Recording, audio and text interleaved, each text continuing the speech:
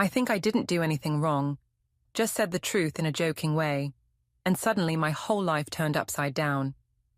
It started with one careless comment about my ex and ended with official papers that shattered everything I thought I controlled. Before we dive deeper into this story, I have one small request. Please subscribe, drop a like, comment, and hit that hype button to boost this channel so more people can discover these incredible stories. It started with nothing more than a joke. At least that's what I told myself over and over, even when the silence around the table told a different story. We were eating dinner on a Friday night. Isabel was humming to herself between bites of pasta, and David sat there in his usual way, quiet, focused on his plate, as if the food held more importance than the people in front of him. The silence irritated me, as it always did. I hated the way he gave nothing. No spark, no fire, just that heavy calmness that made the house feel like a museum. I wanted to stir things up, to make myself the center of attention again, so I leaned back in my chair, smirked, and said what I knew would slice through the stillness. I told him, in front of Isabel and my friend Naomi, that Marcus, my ex, knew how to please me better. I said it with a laugh, playful on the surface but edged like a knife. I thought it would be funny, that it would shake him, maybe even draw out the argument I sometimes craved. Instead, David froze for only a second, then set down his fork and folded his hands. He didn't speak. Naomi covered her mouth to hide her laughter, glancing at me as though she wasn't sure whether to join in or stay quiet.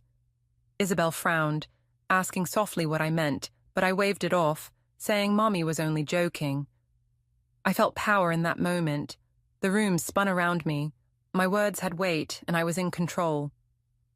David's silence unsettled me, though. He didn't glare, didn't snap, didn't rise to the bait. He just excused himself and left the table, retreating into his office with that steady calmness I despised. The click of the lock echoed, final and irritating, and I muttered that he was being dramatic. Naomi laughed again, but weaker this time, as though she wasn't sure if she wanted to stand too close to me. When Isabel asked again why Daddy had left, I told her not to worry, that he was too sensitive and couldn't take a joke. I added that some men were built differently, that some men, like Marcus, had more presence, more strength. Naomi shifted in her seat, clearly uncomfortable now, but I ignored it. I liked the way the words rolled out, bold and unfiltered, and I told myself that honesty was better than silence. Isabel didn't look convinced.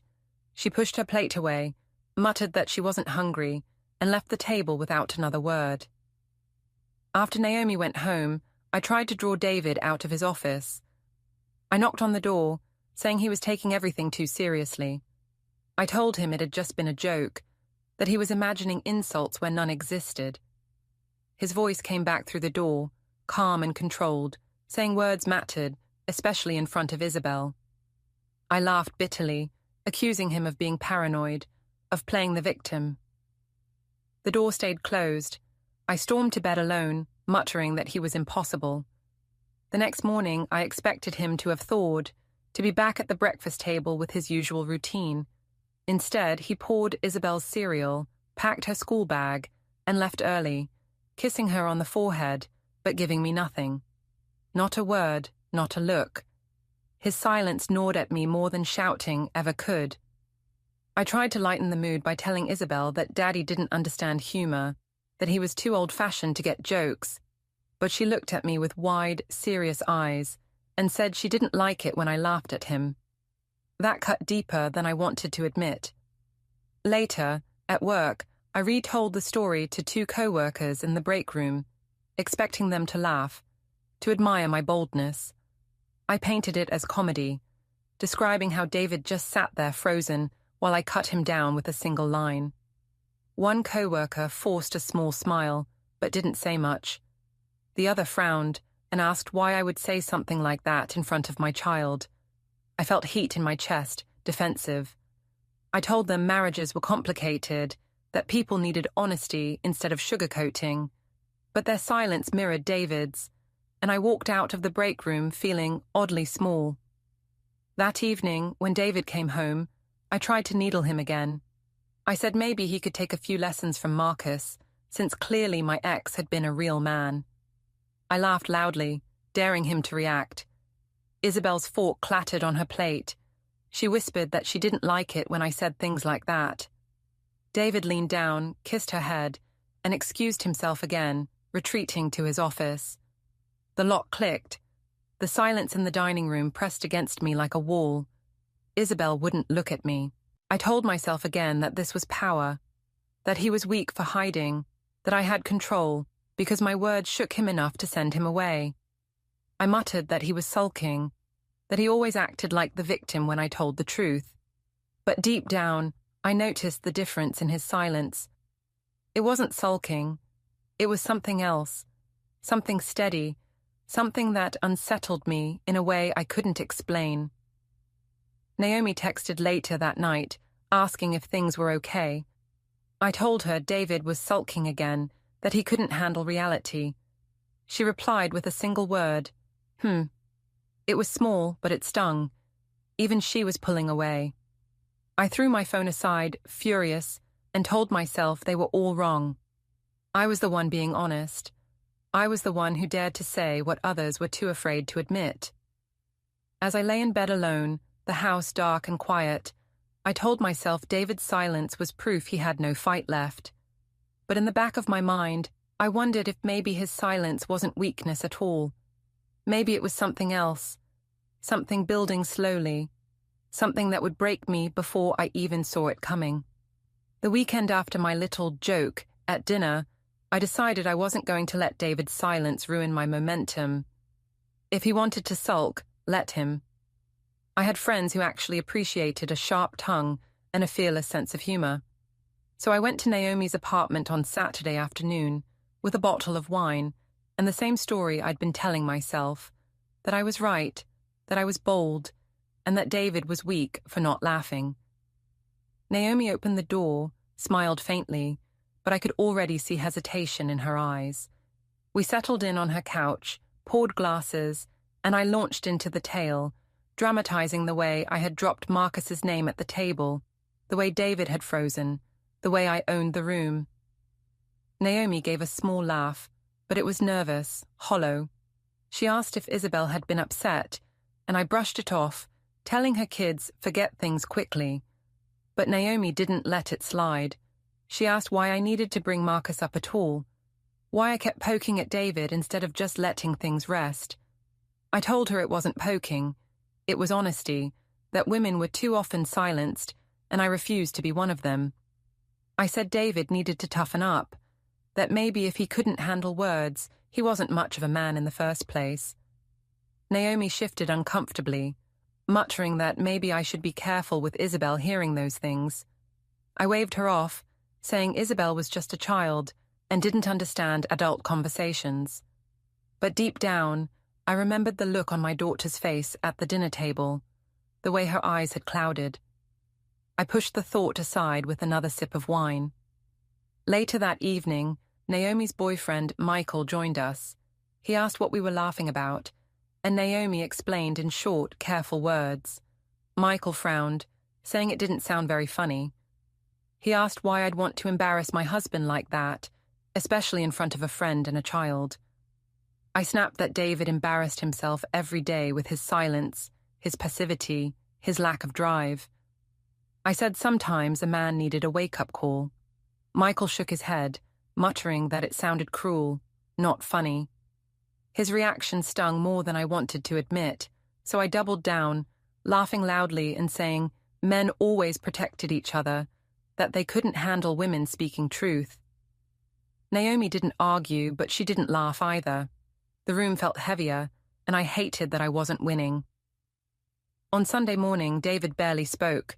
He poured Isabel her cereal, checked her homework, and left for his office without acknowledging me.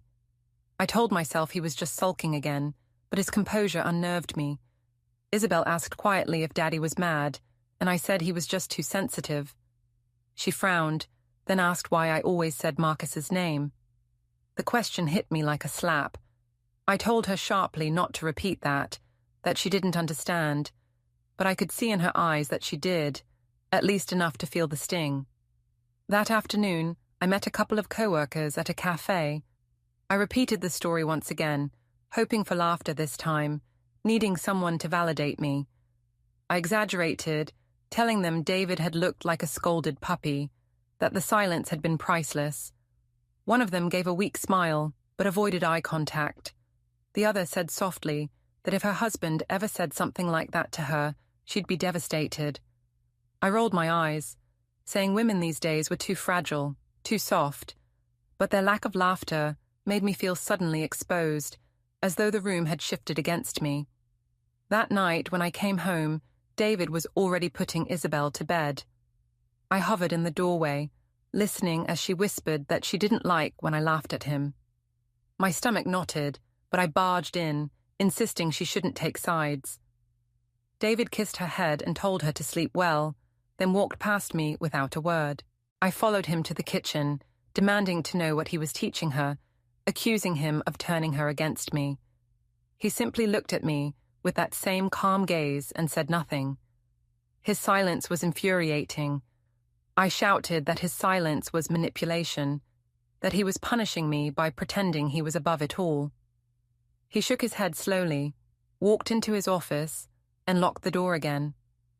The sound of the lock made my chest tighten with anger and fear. Over the next days, little cracks began to spread through the life I thought I controlled. Isabel's teacher called to discuss some concerning comments. She said Isabel had told her Mommy laughed at Daddy because he wasn't strong.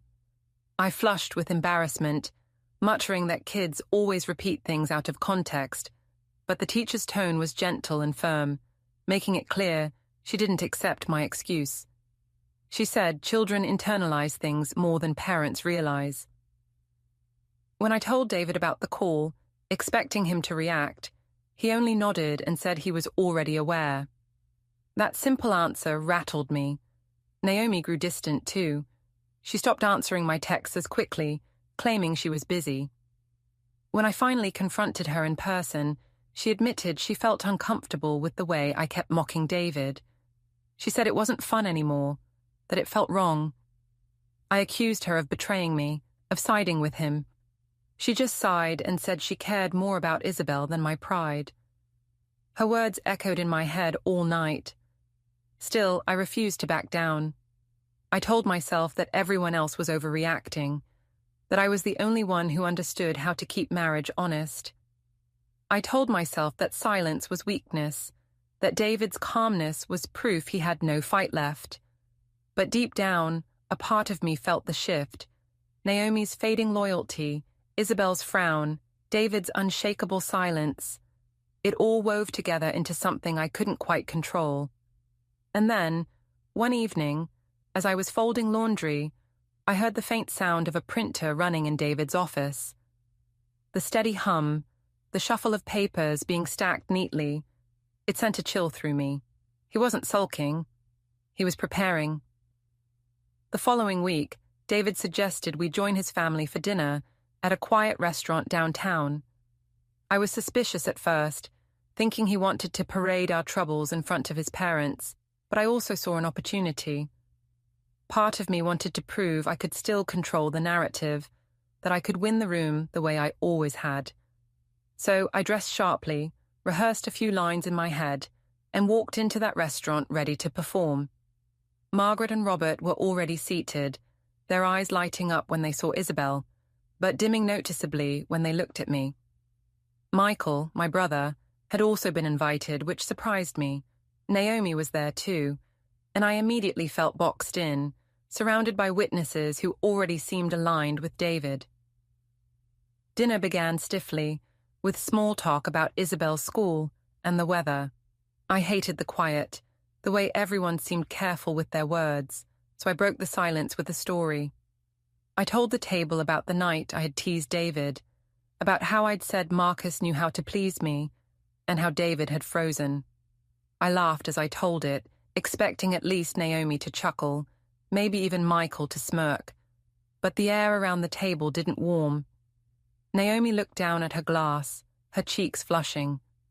Michael frowned, his hand tightening around his fork. Margaret's expression was sharp, her eyes locked on me, as if she couldn't believe I had just said that out loud in front of everyone. David sat still, his face calm, watching quietly without a single flicker of anger or shame.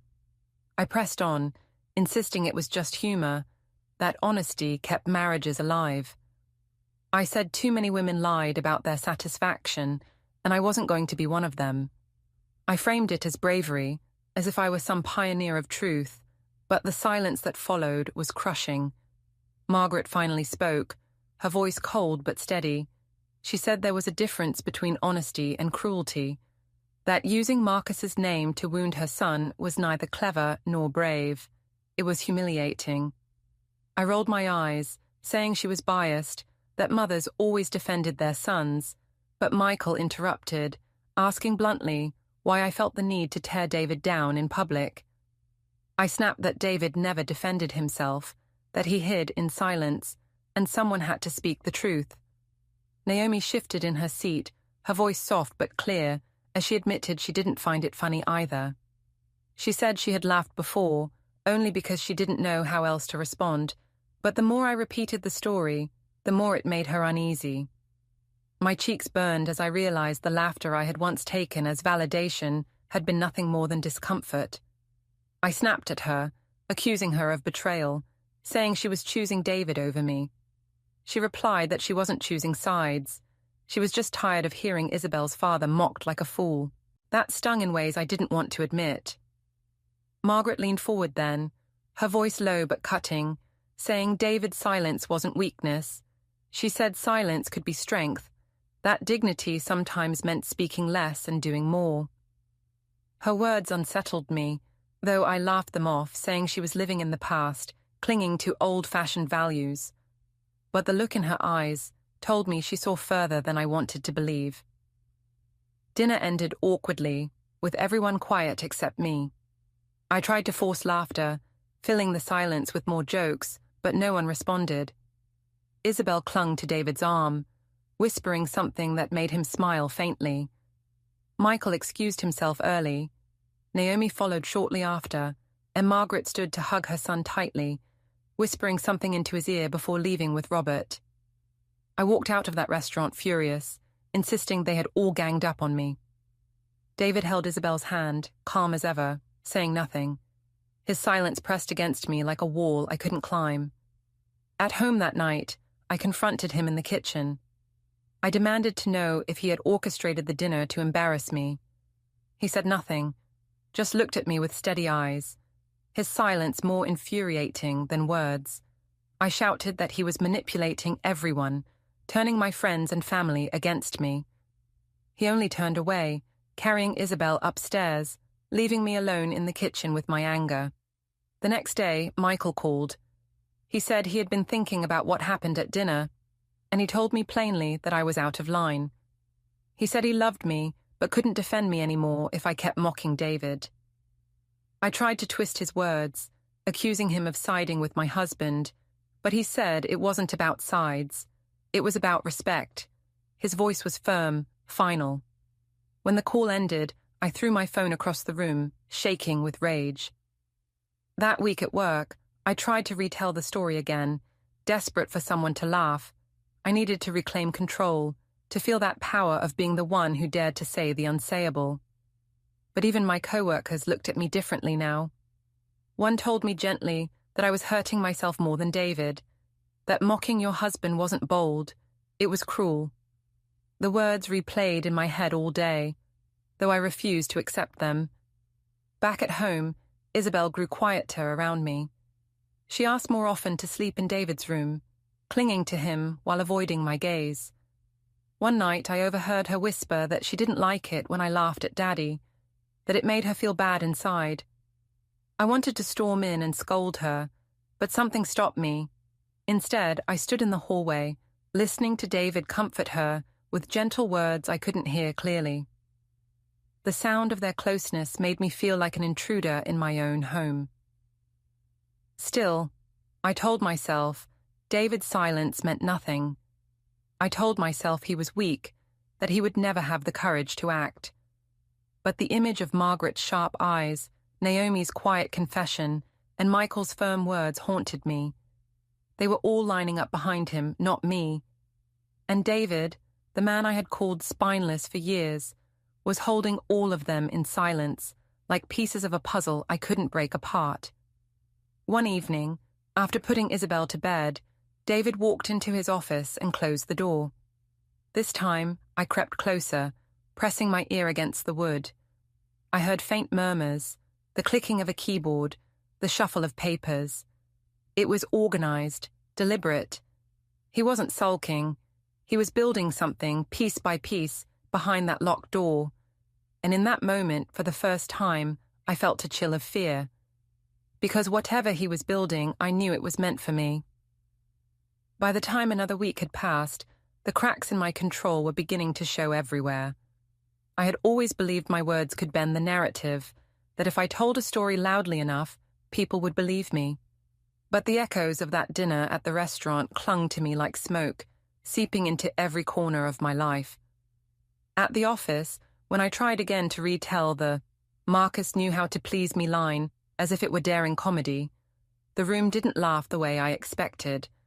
My co-worker Melissa gave me a flat look and asked if I realized how humiliating that must have been for David. Another co-worker simply excused himself and left the break room. Their reactions cut me in ways I didn't want to admit.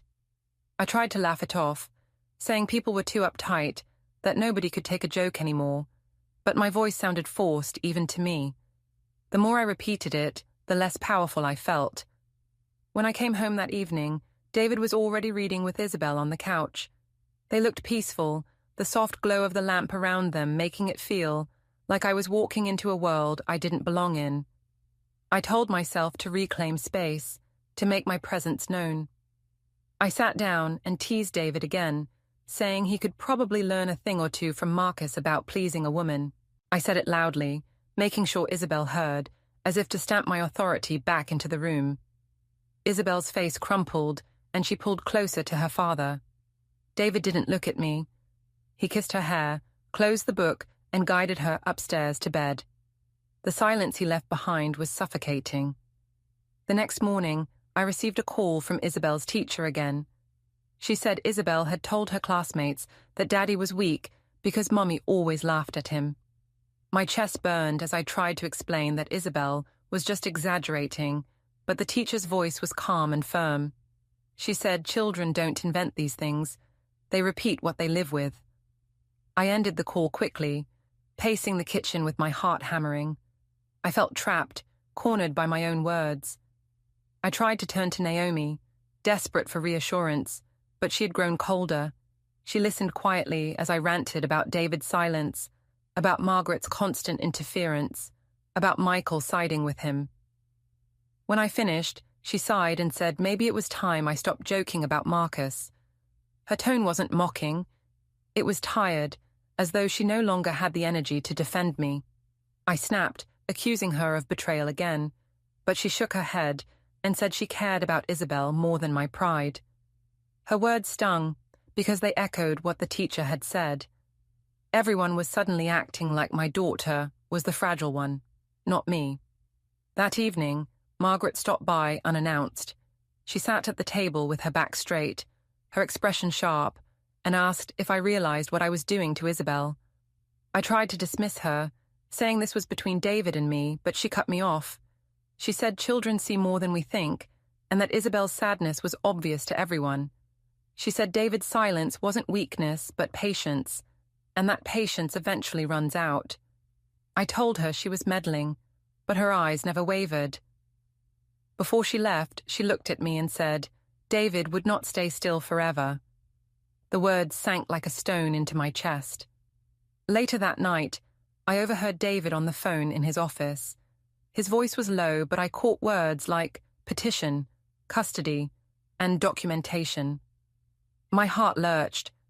I pressed my ear to the door, straining to hear more, but he moved further inside, his voice muffled.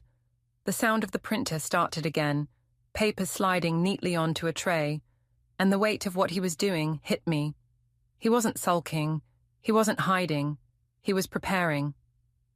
I stormed into the office, ignoring the locked door by banging until he opened it. When he did, his face was calm, his expression unreadable. I demanded to know if he was planning something behind my back. He didn't confirm or deny, only asked me if I really thought words didn't matter. I shouted that it was just a joke, that he was paranoid, that everyone was turning against me because he was manipulating them. He said quietly that no one needed his manipulation, that my own words had done the work for him. Then he shut the door again, and the lock clicked with finality. The following days blurred together, each one pressing me tighter into a corner. Isabel avoided me, choosing to sit by her father during meals, whispering to him when she thought I couldn't hear. Naomi stopped responding to my messages altogether. Michael sent me a short text, saying he couldn't defend me anymore. Even at work, the whispers seemed to follow me. People weren't laughing with me. They were watching me. My own stories had turned into chains. One evening, as I scrolled through my phone, I saw an email from a legal office addressed to David.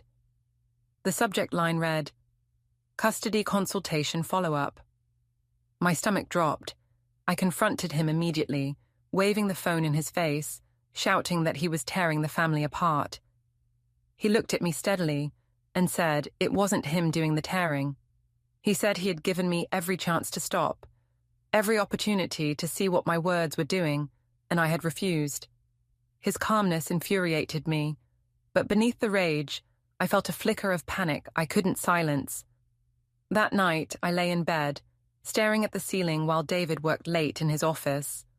I heard the printer hum again, the soft shuffle of papers, the faint ring of a phone call. My chest tightened with every sound. For years, I had called him weak, spineless, too quiet to matter. But now, in the heavy silence of our house, I realized his quiet wasn't weakness. It was something far more dangerous. It was preparation. And as I listened to that steady rhythm of machines and murmured conversations, I understood the truth. David was no longer enduring my words. He was building something with them, piece by piece, and when he was finished, I wouldn't recognize the life I had once controlled. The papers arrived on a Tuesday afternoon. A man in a suit knocked at the door, asked for me by name, and handed me an envelope before walking away without a word. My hands trembled as I tore it open, and the sight of the stamped seal nearly stopped my breath. Custody petition, financial protections, documented evidence of emotional harm, words like pattern of verbal humiliation, impact on minor child, and testimonies attached screamed up at me from the pages. My first instinct was to laugh it off, to tell myself it was nothing but theatre. But as I scanned the lines, the weight of signatures and dates and legal jargon pressed down on me until my knees felt weak. When David came home that evening, I waved the papers in his face, shouting that he had turned our marriage into a battlefield. Isabel watched from the stairs, her eyes wide and worried. David didn't raise his voice, didn't defend himself the way I wanted him to. He simply said that Isabel deserved peace. His calmness made my chest ache with rage. I accused him of trying to steal my daughter from me, of poisoning everyone against me, of plotting in silence while pretending to be the victim. He only shook his head and said the truth had been enough. The next day, I stormed to Naomi's apartment, desperate for someone to tell me I was right. I begged her to confirm that it had all been harmless, that I hadn't really done anything wrong. But Naomi's face was pale and serious. She said she had already spoken with David's lawyer, that she had told them everything about the dinners, the laughter, the way I repeated the Marcus story again and again. I gasped, calling her a traitor, but she stood firm. She said she couldn't lie, not with Isabel in the middle. She said my daughter's face at the table that night had haunted her more than any loyalty to me. I left her apartment shaking with rage, muttering to myself that David had brainwashed even my closest friend. At work, whispers followed me. A co-worker pulled me aside to say she had been contacted for a statement, that she'd told the truth about the break room conversation where I had bragged about owning David. She said she felt guilty, but couldn't lie under oath. My world was collapsing in places I thought I controlled.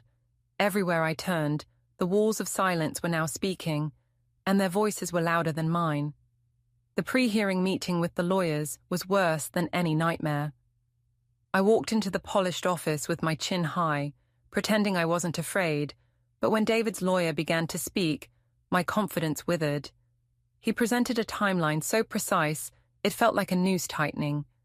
He cited the dinner where I first said Marcus's name, Naomi's statement confirming it, Margaret's letter describing her son's quiet suffering, and Michael's reluctant admission that he had witnessed my cruelty more than once. Each piece landed like a hammer. Then he introduced Isabel's teacher's report, detailing how my daughter had repeated phrases like, "Daddy is weak," and "Marcus was better." The words made my stomach flip. My own child had become a witness, her innocent honesty twisted into proof against me. I tried to object, shouting that children exaggerate, but the lawyer's calm reply cut me down. Children repeat what they hear. My own lawyer scrambled to argue that it was all exaggeration, that I'd meant nothing by my jokes, that David was blowing things out of proportion. He leaned on intent, saying my remarks were careless but not malicious. But the other lawyer's response was chilling. Intent does not erase impact. The phrase echoed in my head long after the meeting ended. That night, I confronted David in the kitchen again, desperate to break through his armor of silence. I told him we could still fix things, that Isabel needed both parents, that he didn't have to go through with this. His eyes softened only slightly, and he asked me why I only said those words after receiving the papers. I stumbled, claiming it was because I loved him, but even I could hear how hollow it sounded. He told me calmly that it wasn't about love anymore. It was about respect, and that was gone. The following days were filled with dread. Margaret sent Isabel a new dress for the hearing, writing in her card that she was proud of her son for standing tall. Michael stopped returning my calls. Naomi didn't answer the door when I showed up. Even Isabel avoided me, clinging to her father at night, whispering things I couldn't hear, but that made him smile faintly. I had become the outsider in my own family, watching from the shadows as David slowly, methodically gathered everyone to his side. I tried one last tactic, cornering him at his office door, begging him to reconsider. I told him this wasn't justice, it was revenge. He looked at me steadily and said revenge would be shouting, fighting, destroying. What he was doing, he said, was protection. For Isabel, for himself, even for me. His words struck me harder than any insult. He didn't need to yell. He didn't need to raise his hands. He had already won by being patient, by letting me dig the pit myself with my own words. The night before court, I lay awake staring at the ceiling, listening to the sound of the printer humming in his office, the quiet murmur of his voice on the phone with his lawyer. Each sound was another nail hammered into the coffin of the life I had once controlled. For years, I had mocked him as weak, spineless, too quiet to matter. But in that silence, he had been building something unstoppable, and as I lay there, powerless, I realized that tomorrow his silence would roar louder than any of my jokes. The courtroom smelled faintly of polish and paper, the kind of sterile air that made breathing feel tight. I walked in with my lawyer at my side, my chin tilted upward, rehearsing the lines I had repeated all night. It was just a joke. It was nothing serious. Everyone was overreacting. I believed if I said it enough, someone would finally believe me. David was already seated, his suit pressed, his posture calm. He didn't look at me when I entered, didn't acknowledge me at all.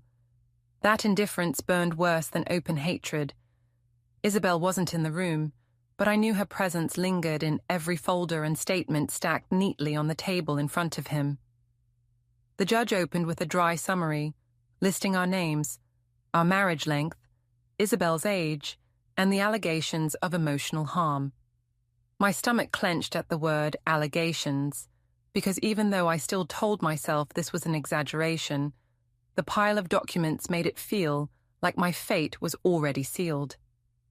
David's lawyer rose, his voice calm and steady, laying out the evidence like stepping stones across a river. Each stone was one of my words, preserved in ink, testimony, or recording. First came Naomi's statement. It described in detail the evening at our dinner table, how I had laughed while comparing David to Marcus, how Isabel had asked questions and looked confused, how David had sat silently, enduring it. Naomi's words were quiet but cutting. She admitted she had laughed at first out of discomfort, but the more she thought about it, the more she realized it wasn't funny. It was cruelty. My chest tightened as the judge underlined a phrase in her testimony. Then came Margaret's letter.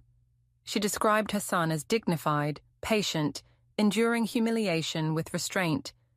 She said she had watched me humiliate him in front of others, using our daughter as an unwilling witness.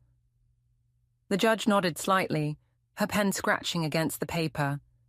I wanted to shout that Margaret had always hated me, that she was biased, but my lawyer whispered for me to stay quiet.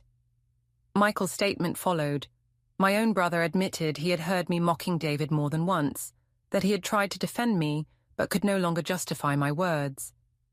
He said he worried about Isabel growing up in a house where cruelty was treated as humor. Hearing that broke something inside me.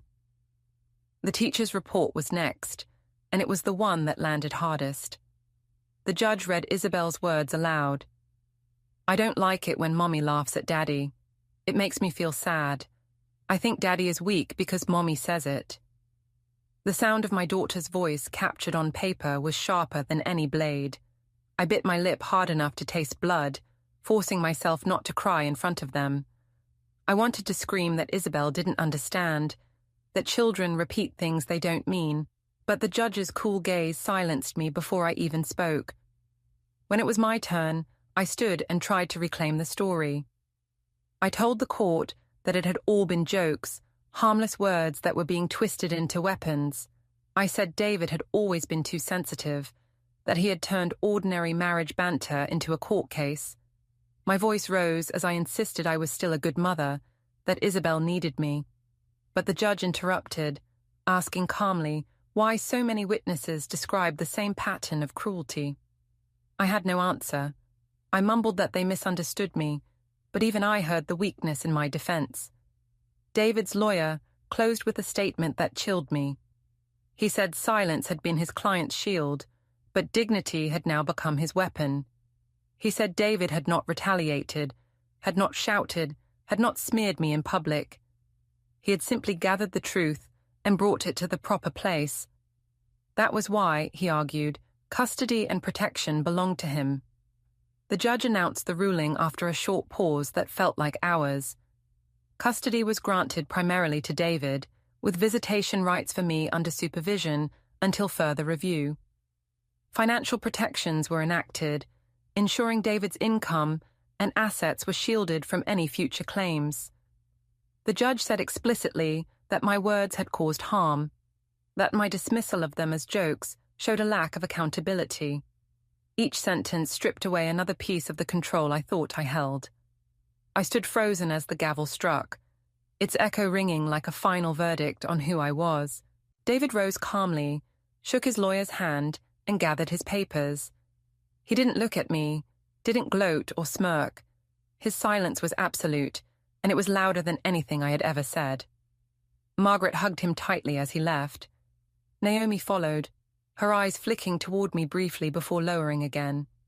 Michael nodded at his brother-in-law, not at me. Even my family was no longer mine. I remained in the courtroom long after it emptied, staring at the documents on the table. My lawyer murmured about appeals, about chances to change things, but his words were noise. The truth was already carved into stone. For years I had mocked David's quietness, called him spineless, called him weak. But in the end, his silence had been stronger than all my laughter, stronger than every cruel word I had thrown at him. He hadn't needed to shout. He hadn't needed to humiliate me. He had let me do that to myself. And then he had collected the proof. As I walked out into the hallway, I saw David at the far end, holding Isabel's hand as she skipped beside him. They didn't see me. Or maybe they did, and simply chose not to. They walked away steadily, and he didn't look back. For the first time, I understood that my words hadn't been power at all. They had been weapons I turned on myself until the silence I despised rose up and destroyed me. Don't forget to hit like, subscribe, and turn on the bell so you don't miss the next story. Write in the comments from which city you are watching.